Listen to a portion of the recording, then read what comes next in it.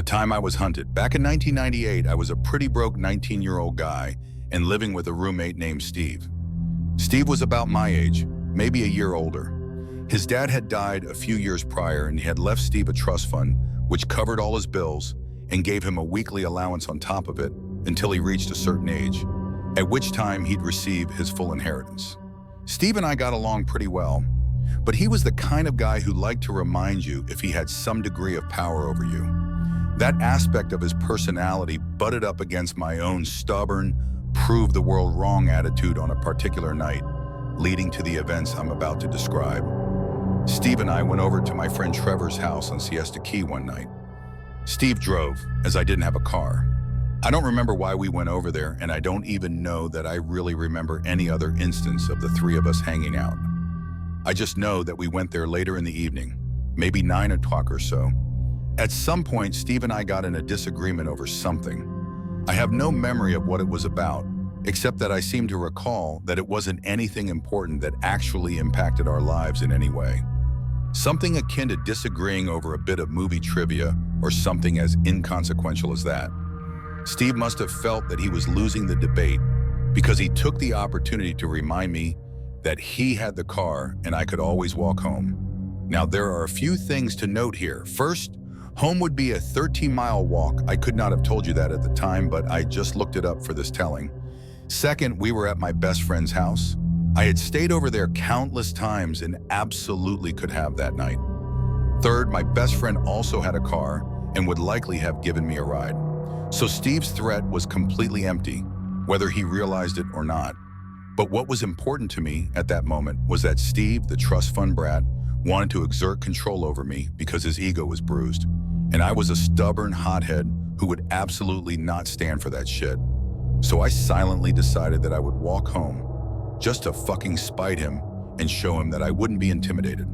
So a bit later, under the pretense of going to use the restroom, I left the room and quietly left the house and started the 13-mile walk home. I should note that while I knew this was a long walk, I didn't quite understand how long it was. But it didn't matter. I needed to prove my independence. It was probably 11 p.m. or so when I left the house. I anticipated that they'd come looking for me when they discovered that I had left. So I tried to stay off the main path as best I could, determined to make the whole walk in order to make my point. This may be a good place to remind you that this is 98 and a good 2 or 3 years before I got my first cell phone. The first hour and a half went by without incident. I made my way all the way to downtown Sarasota. The more direct route would have been to follow the main road along the waterfront, but I cut through downtown still looking to avoid Steve spotting me on his way back home. This is an area I was super comfortable with. I'd spent most of my childhood in the area, and especially in my teen years, had explored every nook and cranny of the downtown area. It was also a pretty affluent area, full of high-rise condos that look out over the Gulf of Mexico and known for theater, opera, and art galleries. As such, even past midnight, it didn't feel menacing at all, just quiet and empty. The path I'd chosen through downtown went along Pineapple Ave, which was mostly art galleries and upscale shops. As I walked along, I saw a red hatchback sitting in the middle of the road, just a little way past an intersection up ahead of me. I noticed it had no license plate, but didn't think too much of it. I figured it was a tag applied for kind of situation. As I got nearer, the car remained stopped. The interior light was on, and I could see there were 3 or 4 guys in there. The interior light being on made me assume they were looking at a map or something, though I couldn't make out the inside of the car well enough to see anything more than the general shapes of the people. As I crossed the small intersection, maybe 30 or 40 feet away from the car now, I suddenly got a really uneasy feeling. I don't know if the car was still for just too long, or the figures inside too still, or what. I just suddenly got to feeling very ill at ease. So instead of continuing on, I casually turned down the left side street, and as soon as the corner of the building blocked me from their view, I bolted. This was a spot where a small access road ran behind these buildings and then connected to an alley, and then another very thin alley that ran alongside a church and ended back on Pineapple Ave, right where the red car was. I ran this sequence of alleys and popped out just in time to see the rear end of the car vanish down the side street I had run down. At this point, I wasn't scared at all. I had the idea that the guys in that car had something unpleasant in mind for me, but I knew damn well that I had given them the shake. There's no way in hell that they'd expect me to be back where they started. If they were looking for me, it was going to be elsewhere. So I continued along, feeling smug. After 10 or 15 minutes, I pretty much had to get out on the main road, because the alternative was walking through a seedy neighborhood that I wasn't nearly as confident about as I was downtown. As I approached the first big intersection along that main road, I saw the red car again up ahead, noticeable by the lack of license plate. I kinda grinned to myself about having foiled them. On this big road, there were some other cars here and there, even at this late hour, so I felt less isolated and more at ease, until I saw the car slow to a crawl, despite not being anywhere near the light yet. Suddenly, I found myself wondering if they might have spotted me again, so I decided to just cross to the other side of the street. It's a US highway, so it's several lanes wide, with a median down the center. Being on the other side would put me a fair distance from them. But when I got to the other side, that's when I realized I was in actual danger. This red hatchback suddenly sped up, racing to the intersection ahead and zipped over into the left lane, where it banged a tire-screeching U-turn to head back in my direction. Where I had crossed was a nice green space between the History Center and the Garden Club, where a gigantic tree stood. I think it was a banyan, but I could be mistaken. On the other side of that green space was a parking lot, some buildings, and the bay. I wasn't familiar enough with what was back there to be able to pull a trick like I had before, so I climbed. I got as high into that tree as I could, as fast as I could. I always dressed in all black back then, so I was pretty confident I'd be nearly impossible to spot, as long as they didn't actually climb up after me. So I got up and nestled into the most hidden spot I could and tried not to make any noise at all. Hiding up in the tree, I was so surrounded by foliage that I couldn't see what was going on. On the plus side, that meant that they were really unlikely to see me. On the other hand, I didn't know what to prepare myself for, so I sat up there, running through scenarios in my head, trying to plan my next move. Even if I hadn't been outnumbered, flight was really my only option. As speedy and scrappy as I was, at 5'3", no fight I put up was likely to do much good. As I sat on that branch trying to plan my next move, my blood ran cold. Any remaining doubt about what was happening, any fleeting hope that I was just being paranoid, flew out the window as I heard car doors open and close, heard footsteps in the grass, and eventually, an angry male voice say, "Where is this motherfucker?" Followed by a, "Look over there, I'll check this area." It was official. I was being hunted. I don't know how long I stayed up that tree. It can't have been more than 10 minutes, and more likely, it was quite a bit less than that. But it felt like forever. At some point, I decided to risk another flight, though I can't remember what triggered it. Car doors? The car driving away? I just can't remember. I do remember jumping from the tree and landing with a hard thud and bolting back the way I had come as fast as I could, terrified that whatever sound made me feel like it was safe to come out of hiding had been a ploy to draw me out. At the intersection where they had made the U-turn was a 24-hour gas station, of course across both roads. All I could think was that if I could make it inside, I would be safe and I could call the police. That run is a total blur, but I remember going through the door. I remember the look on the clerk's face as she saw my panicked expression. I called the police and explained what happened, and I waited inside for them to arrive.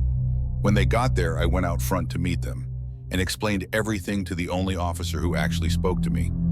He was not sympathetic.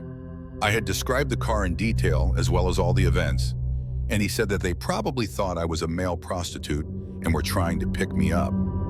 I thought to ask him if prostitutes get a lot of business by fleeing from prospective Johns and hiding in trees, but I was distracted by the sight of the red hatchback slowly cruising by, watching me talk to the police. I pointed to the car and exclaimed that that was the car. The police seemed entirely uninterested. He glanced at the car for half a second and looked back at me and said, "What do you want me to do about it?" "I don't want to walk anymore," I exclaimed. I'm sure there were better ways I could have articulated that there were people attempting to capture me for unknown nefarious purposes, and that I was in fear of my life should they encounter me on the street again. But to him, "I don't want to walk anymore," was all I was capable of in that moment. The cop pointed to the side of the police car and said, "You see what it says there? It says police, not taxi." His condescending attitude was doing a great job to replace my fear with some of the brash attitude that had gotten me into the situation in the first place. So I replied, "It also says to serve and protect, and I am asking you to protect me because I think I am in danger." He gave a sigh like a teenager asked to do the dishes and told me that he can't take me all the way because I lived in the next town and county over, but that he'd take me to the county line, which is another major intersection along that same main highway.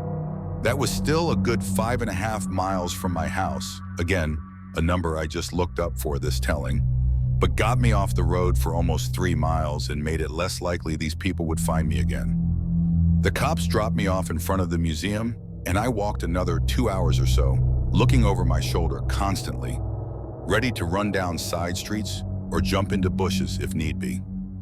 My girlfriend's house was slightly closer than my own, and, with the sun now rising, I knew she'd be okay with me stopping in. In the end, I made it safely and never saw that red car again. Almost 30 years later, I still sometimes wonder what might have become of me if they had gotten their hands on me. The determination they showed in pursuing me leads me to believe that nothing I can imagine, no matter how bad, is outside the realm of possibility. So, hunting party in the red hatchback? Let's not meet.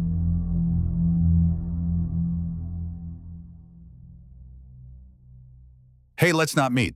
This happened about 12 years ago when I was 10 years old, during a family vacation to a small, quiet coastal town in the Pacific Northwest. It's the kind of place with endless pine trees, foggy mornings, and the smell of salt and moss in the air. I had gone with my parents and my best friend Leah, who was allowed to join us for the week since our families were close. The town was sleepy, with only a couple hundred residents, mostly retirees, a handful of fishermen, and the occasional lost tourist. It felt safe. Nothing ever happened there. At least, that's what the locals said. One afternoon, after pestering our parents to give us some independence, they finally agreed to let Leah and me walk to the town's only general store by ourselves.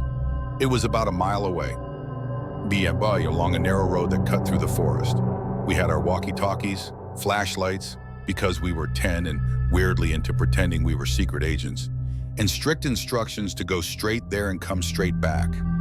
So we set off, giggling and messing around, making fake radio calls through the walkie-talkies and pretending the woods were full of spies. We passed a few houses, most of them old and half-hidden, behind overgrown hedges. At one point, we noticed a beaten-up RV parked along a pull-off on the side of the road. It wasn't there the day before. There was someone sitting inside, an older man with long gray hair and a baseball cap. We couldn't see him clearly at first, just a shape through the tinted window. As we passed by, though, he opened the door and called out, "You girls heading into town?" We both froze. He had a raspy voice and a slow, too friendly tone. Yeah," Leah answered before I could stop her. "I can give you a ride if you want. Safer than walking all the way out here alone. Don't want anything bad to happen." He smiled, but it wasn't a kind smile. Something about it made my stomach twist. We politely said no and kept walking. He didn't follow us or say anything else, but when we got to the general store and looked behind us, there was the RV, now parked in the lot. He never came into the store. We tried to stay calm, but both of us were sweating. We stayed inside for almost half an hour pretending to browse, while the cashier gave us weird looks. When we finally peeked outside again, the RV was gone. We started the walk back home, but about halfway through, Leah noticed something in the woods, just off the road.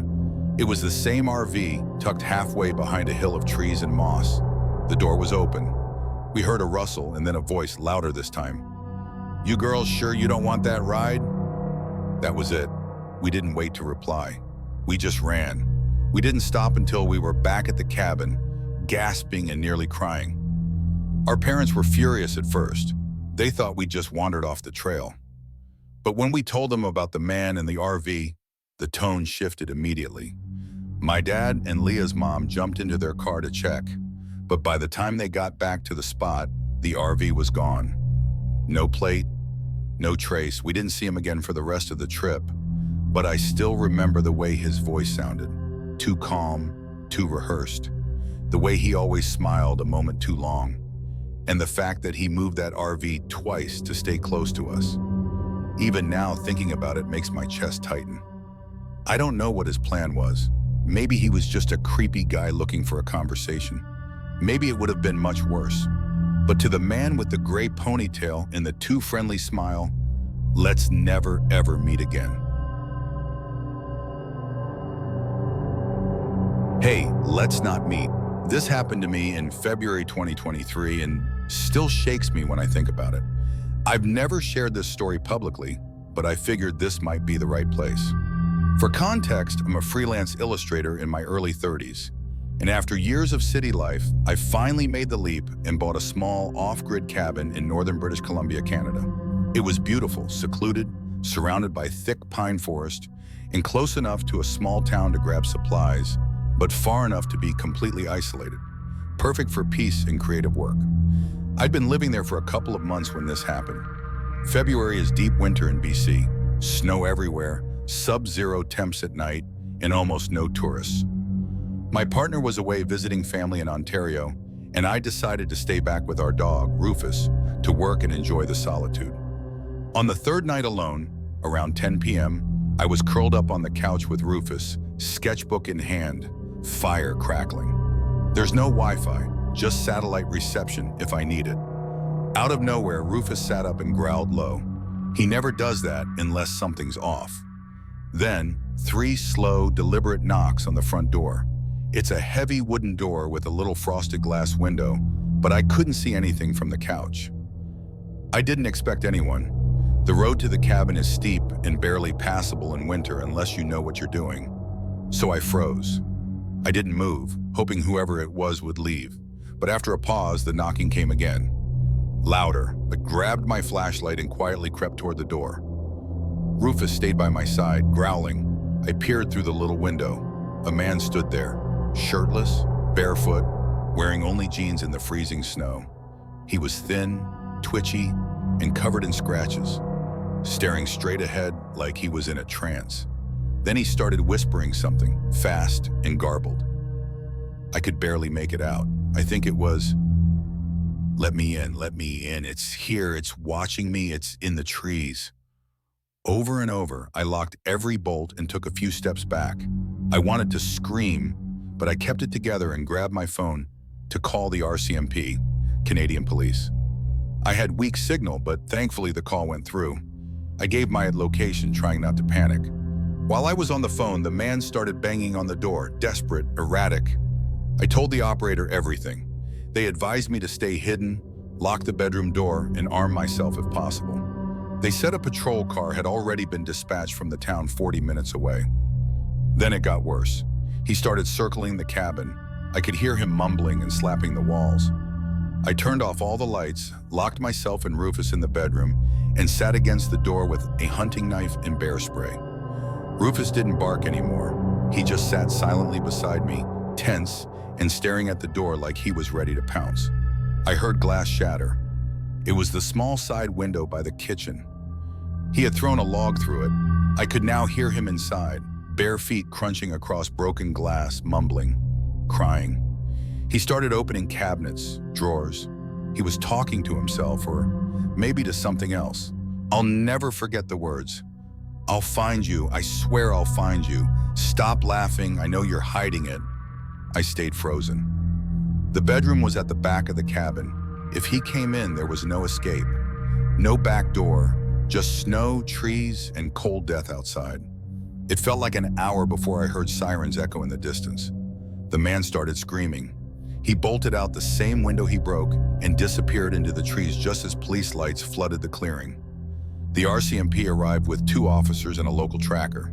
They searched the area and followed his barefoot tracks deep into the woods. They found him a couple kilometers out, half conscious, collapsed from exposure, and high as hell on something they wouldn't name. He was taken to a hospital and later transferred to a psych facility.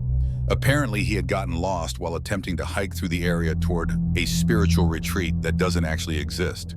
He had no ID, no shoes, no coat, Nothing. Just madness and paranoia.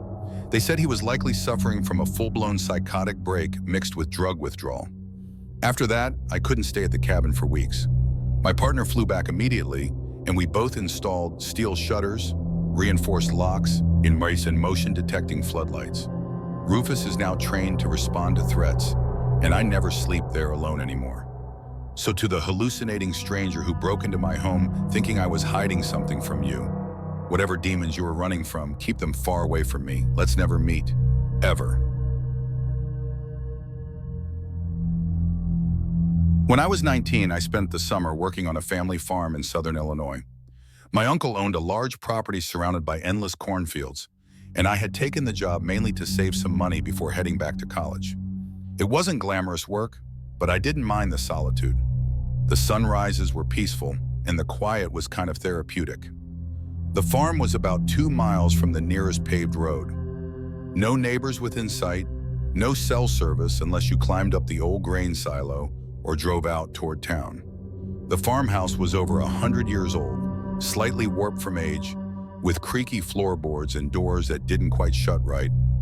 I stayed in the guest room on the ground floor, while my uncle and aunt lived upstairs.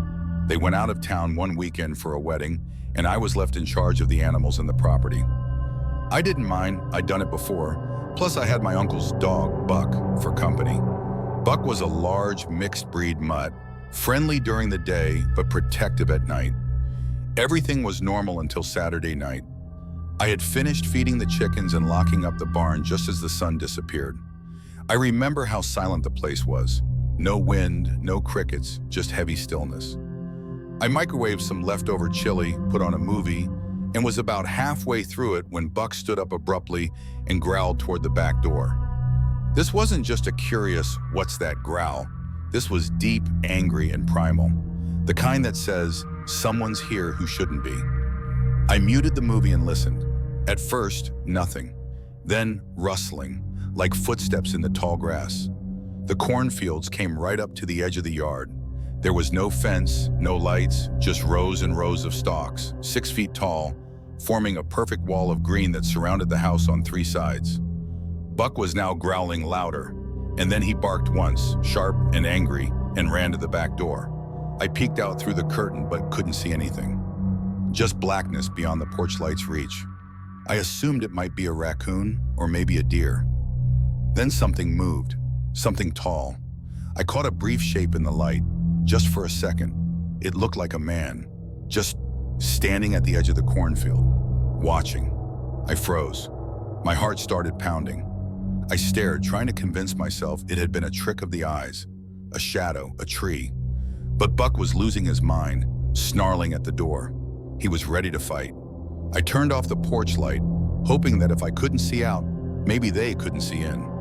I stood there in the dark kitchen, watching from the side of the window. And then, for a split second, I saw movement again. A single stalk of corn swayed sharply, then another. Someone was in the field, walking, slow. I grabbed the shotgun we kept near the pantry, just an old 12 gauge, loaded with birdshot. I didn't plan to use it, but the weight of it helped calm me down a little. I turned off all the lights in the house and waited. Buck still tense by my side. About 15 minutes passed with no sound or movement. I began convincing myself it was nothing. Maybe just an animal or a drifter passing by. Maybe they saw the house was occupied and left. Then came the knock. Not at the front door, not at the back door, but at the window. My bedroom window, on the side of the house facing the corn. 3 slow, deliberate knocks. I didn't move. I couldn't breathe. That window was barely off the ground. Someone would have to crouch or crawl to knock there. I crept toward the hallway, trying not to make a sound. Buck was rigid now, his ears up, his eyes locked on that direction. I made it to the guest room and peeked through the curtain as carefully as I could. Nothing, just corn. I waited. 5 minutes. 10. Still nothing. Then, just as I was about to back away, I saw it. A face, pressed against the glass for just a second before slipping out of view. Pale skin, eyes too wide, a smile that wasn't right. That was it. I didn't care anymore. I chambered around and fired a warning shot straight out the back door into the air. Buck started barking like mad. Everything went still. No movement, no sound. Whoever it was, if they were still there, ran. I called the sheriff's office from the old landline. A deputy came out about 45 minutes later. We walked the property, and he shined his flashlight along the cornfield. No footprints, too dry and firm.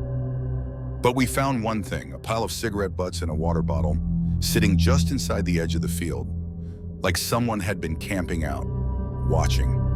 The deputy shrugged and said it was probably just a drifter, but he looked uneasy, told me to stay locked inside, keep the gun close, and call if I saw anything else. I didn't sleep that night. I kept Buck close and the lights off. I stared at the window until the sun came up. When my uncle and aunt got back, I told them everything. My uncle just nodded real quiet and said, "That's not the first time something weird's happened out here." He never elaborated. I finished the summer without incident, but I never felt alone again. Every time I walked near the corn, I felt eyes on me. Every creak in the floor, every gust of wind at night set my nerves on edge. So to whoever was crouching outside my window, grinning in the dark, let's not meet, ever.